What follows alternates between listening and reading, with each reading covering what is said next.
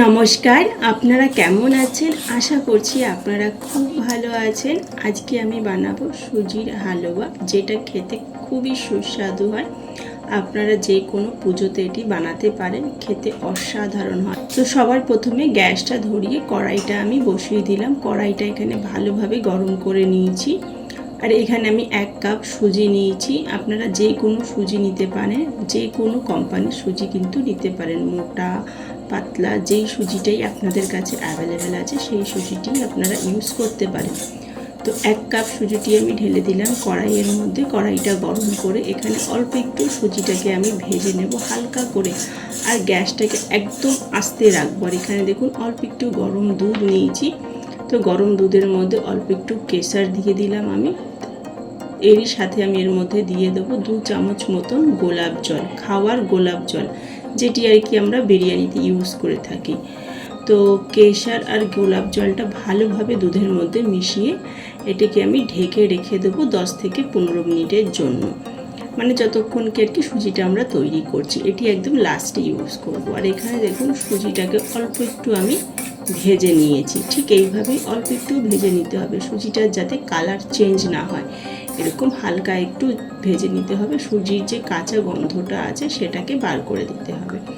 তারপর এখানে আমি 1 কাপ মতন ঘি দিয়ে দিচ্ছি। আর এটা আমি একদম দেশি ঘি ইউজ করছি। আপনাদের কাছে যেই ঘিটি আছে আপনারা সেটাই ইউজ করতে পারেন। 3টে ছোটো এলাচ দিয়ে দিলাম, 3টে তেজপাতা ছিঁড়ে দিয়ে দেবো।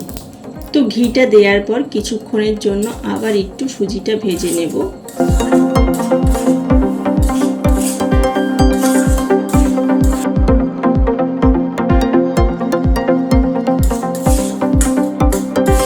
আর আমাদের প্রত্যেকের বাড়িতে হামেশাই সুজি কিন্তু আমরা বানিয়েই থাকি। একবার এইভাবে বানিয়ে দেখবেন, খেতে খুবই সুন্দর হয়। তো কিছুক্ষণের জন্য ঘি দিয়ে সুজিটাকে আমি এখানে খুব ভালোভাবে ভেজে নিয়েছি। এখন আমি এর মধ্যে দিয়ে দেবো জল। 1 গ্লাস মতন জল দিচ্ছি, মানে যতটা সুজি নেবেন তার 2 ডবল জল দিতে হবে। যদি 1 কাপ সুজি নেন তাহলে 2 কাপ জল ঢেলে দেবেন। তো জল ঢেলে দেওয়ার পর খুব ভালোভাবে সুজিটিকে আমি নাড়াচাড়া করে দিলাম। এখানে আধা কাপ মতন আমি চিনি দিয়ে দিলাম। এখানে আমি একটু সুজিটা কমই মিষ্টি বানাবো, কেননা আমার ঘরে একটু কমই মিষ্টি খাওয়া হয়, একদম খুব মিষ্টি আমরা খাই না। তো আপনি যদি একটু মিষ্টি খেতে বেশি পছন্দ করেন তাহলে আর একটু আপনি দিয়ে দেবেন। তো চিনিটা দেওয়ার পর খুব ভালোভাবে আমরা মিশিয়ে নিলাম। জল আর সুজির মধ্যে চিনিটা দেখুন খুব ভালোভাবে মিশে গেছে। ঠিক এই টাইমেই দিয়ে দিতে হবে দুধ। ঠিক যতটা জল দিয়েছি ঠিক ততটাই দুধ দেব। 1 কাপ সুজি, 2 কাপ জল, 2 কাপ দুধ, এই পরিমাণটা আপনাদের খেয়াল রাখতে হবে, তবেই কিন্তু হালুয়াটা একদম পারফেক্ট তৈরি হবে। তো 2 কাপ মতন দুধ দিয়ে খুব ভালোভাবে এখন আমি এটাকে নাড়াচাড়া করে নেব কিছুক্ষণের জন্য।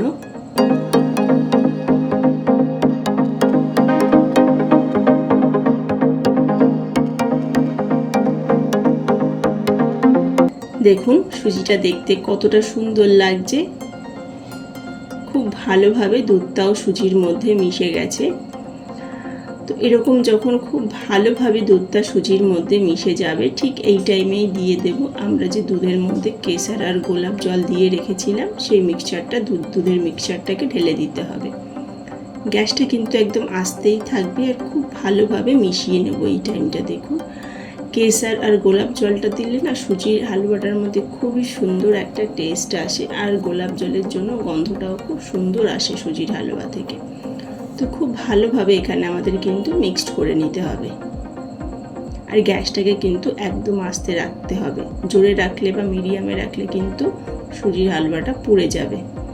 তো দেখুন খুব ভালোভাবে আমরা এখানে মিক্সড করে নিয়েছি।